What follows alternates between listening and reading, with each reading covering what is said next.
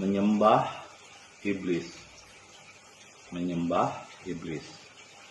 Tapi sebelumnya seperti biasa, yuk mari kita ngopi. Ngobrol perihal iman, ngobrol perihal Islam.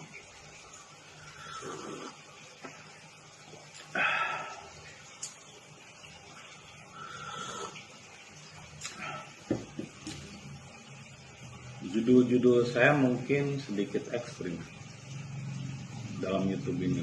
Ada yang judulnya onani ketuhanan, ayat-ayat setan, bahkan sekarang adalah menyembah iblis.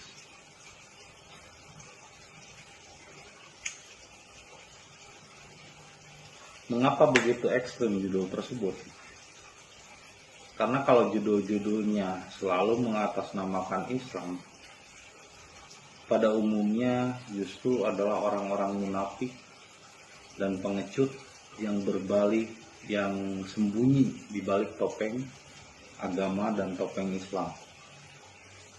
Banyak sekarang itu orang yang bersembunyi di balik topeng agama. Para pembohong yang memakai jubah kebenaran. Nah, makanya sekarang saya membahas tentang menyembah iblis. Ya, apa itu menyembah? Jadi berbeda istilah kata menyembah dengan ibadah. Ya.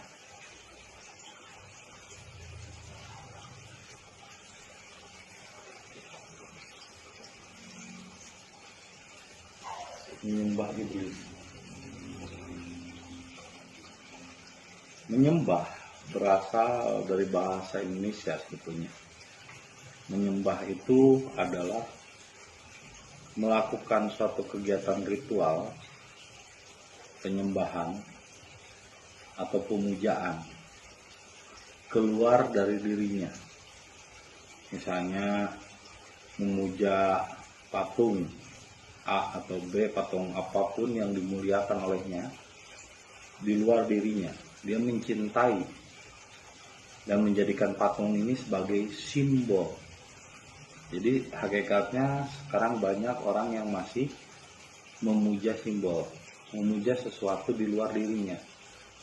Jadi kata penyembahan adalah kita bukan ibadah, tapi kita mengabdikan diri kita keluar diri.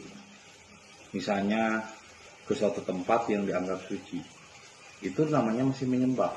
Jadi kalau beribadah, tempatnya harus di sini, harus di situ. Kategori itu belum bisa dikatakan sebagai ibadah, karena itu adalah kategori menyembah. Jadi menyembah itu adalah sesuatu di luar dirinya, di mana ia masih membutuhkan tempat, masih membutuhkan sosok untuk dipuja sebagai panutan, masih membutuhkan ayat-ayat atau kata-kata yang dipuja sebagai plang atau sebagai reklame atau sebagai baligo. Jadi ketika kita masih memuja sesuatu di luar diri kita atau masih mengkultuskan sosok, maka itu belum dikategorikan sebagai ibadah. Karena ibadah dengan menyembah itu berbeda.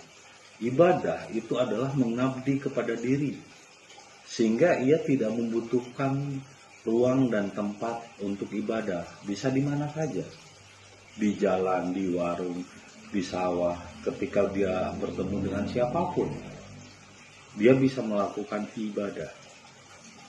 Bahkan menyingkirkan beling atau paku dari jalan itu saja udah ibadah. Jadi ibadah tidak membutuhkan suatu tempat atau ruang. Ketika masih membutuhkan tempat dan ruang, itu bukan ibadah kepada Allah atau ibadah kepada dirinya, itu adalah menyembah. Karena sesuatu di luar dirinya.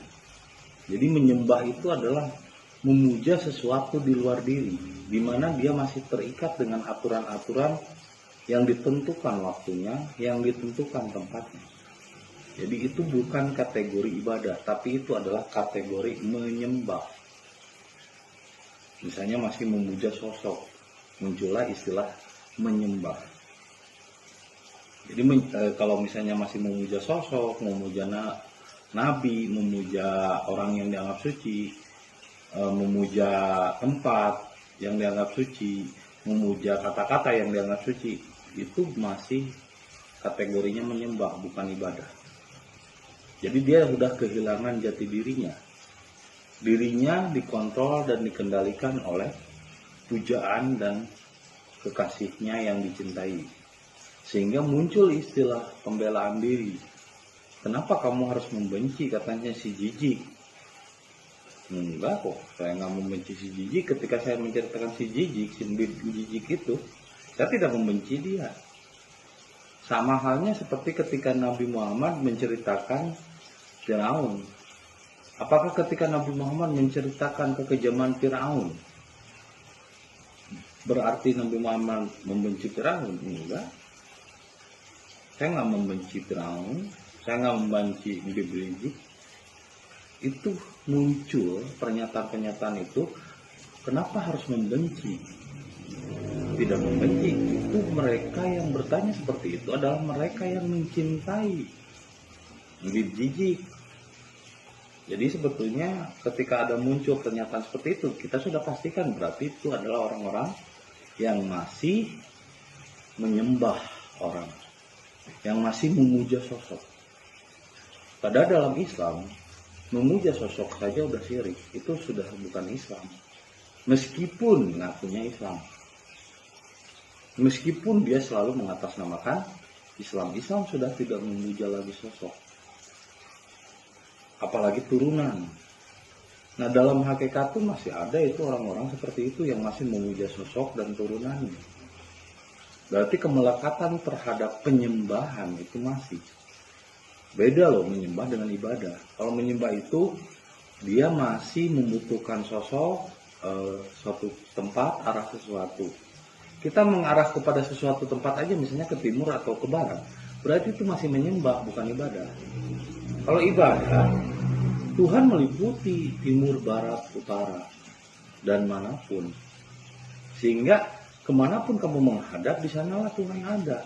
Itu ibadah. Tapi ketika masih menentukan harus ke timur, harus ke barat, atau kemana, oh ya berarti itu masih menyembah. Itu namanya menyembah. Jadi menyembah itu adalah memuja atau mengabdi kepada sesuatu di luar dirinya. Masih ada sosok benda, sosok tempat, sosok orang yang dipuja, dan sosok tulisan-tulisan yang dianggap kata-kata keramat. Itu namanya dia mengabdi keluar diri, disebutnya menyembah, bukan ibadah. Jadi sekarang banyak orang yang mengaku Islam tapi masih menyembah, belum ibadah kepada Allah dan dirinya. Kalaupun ibadah kepada Allah, hakikatnya ibadah kepada Allah sebetulnya bukan untuk Allah, tapi untuk dirinya sendiri. Ya untuk apa? Allah kan nggak butuh. Dan Allah juga tidak rugi. Ketika semua manusia tidak beribadah, Allah nggak rugi. Ketika manusia ibadah, ya Allah nggak untung. Meskipun ibadah itu kepada Allah, hakikat kegunaannya itu untuk dirinya sendiri. Untuk apa kita ibadah kalau kita tidak tahu fungsi dan kegunaannya? Seperti orang sholat gitu, harus ke masjid, harus tempat di luar dirinya. Padahal tubuh kita juga masjid, dimanapun menghadap kita sujud, pikiran kita ditempatkan di paling rendah, itu sudah sujud. Tidak selalu harus kepala ditundukkan di ubin, itu bukan sujud namanya, itu masih simbol, masih menyembah suatu arah. Kalau misalnya yang disebut sujud adalah pikiran kita direndahkan, tidak berprasangka. Ya, jadi ketika muncul istilah kenapa harus membenci Habib Rizik, siapa yang membenci? Saya nggak membenci. Sama seperti ketika saya menceritakan Firaun, siapa yang benci? Saya nggak membenci Firaun. Nah, saya menceritakan ini sebagai wujud kasih sayang, supaya kalian tidak salah mencintai. Karena kalau benci itu muncul dari kata cinta. Karena kedua hal ini tidak akan lepas, selalu beriringan. Ketika Anda cinta pasti akan benci. Ketika ada siang pasti ada malam. Ketika ada salah pasti ada benar. Ketika menyalahkan berarti dia membenarkan dirinya. Kalau dia menyalahkan di luar diri berarti dia membenarkan dirinya. Nah, bahkan dalam hakikat menyalahkan dan membenarkan saja sudah tidak boleh. Surga dan neraka satu kesatuan yang dibutuhkan. Siang dan malam tidak terpisah.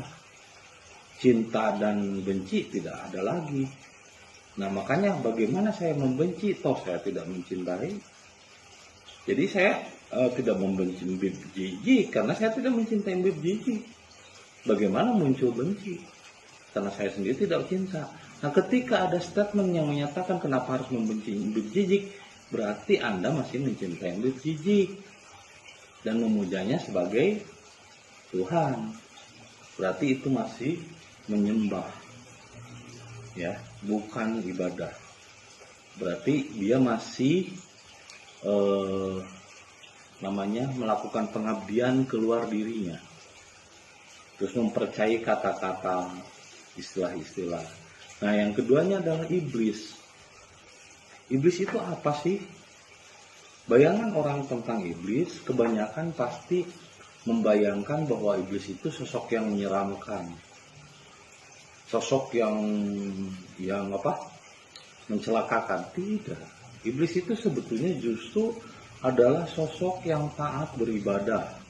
Iblis itu adalah sosok yang taat kepada Allah, ahli ibadah. Gitu. Bahkan kalau dikatakan berilmu, iblis juga berilmu, tapi ilmunya bukan ilmu pengalaman, tapi pengetahuan.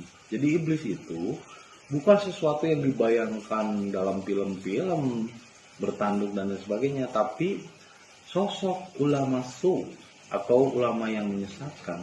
Nah, ini yang ditakutkan Nabi Muhammad sebelum meninggal adalah kehadiran ulama-ulama su, karena mereka adalah dajjal. Mereka adalah iblis. Jadi iblis itu adalah orang yang soleh dan berpengetahuan atau berilmu. Jadi iblis itu orang soleh yang berilmu. Seperti halnya api, lilin api. Lilin gitu, atau api. Itu kalau malam hari gelap, ada lilin cahaya, ada sinar, jadi terang. Maka ketika orang merasa terang mendapatkan sinar pengetahuan, sudah dipastikan sinar pengetahuan itu munculnya dari api. Karena api juga mengeluarkan sinar, mengeluarkan pengetahuan. Barang siapa yang masih mengabdi kepada ilmu pengetahuan, berarti dia adalah orang yang masih menyembah iblis. Barang siapa yang mengabdi kepada orang-orang yang dianggap soleh, dianggap wakil Tuhan, berarti tanpa sadar dia masih menyembah iblis. Zaman Nabi Nuh pun kemusyrikan terjadi ketika orang-orang di zaman itu sudah menyembah orang-orang soleh, menganggap setiap fatwa dan ucapan orang soleh itu adalah kebenaran dari Tuhan. Kemarahannya adalah kemarahan Tuhan. Emang Tuhan pernah marah-marah gitu? Kalian udah kenal sama Tuhan? Tuhan kan nggak pernah marah-marah. Ya, Tuhan itu maha kasih sayang. Yang marah-marah itu manusia. Manusia yang dihinggapi oleh iblis. Jadi jangan mengatasnamakan Tuhan untuk melampiaskan kemarahanmu. Dikatakan marahnya karena marah Tuhan. Emang Tuhan marah-marah, emang udah kenal Tuhan. Tuhan mengajab, dia ajab itu terjadi karena perbuatan manusia sendiri. Ya kan? Kemarahan itu terjadi karena dirinya dikuasai oleh iblis, oleh pengetahuan, oleh pikiran.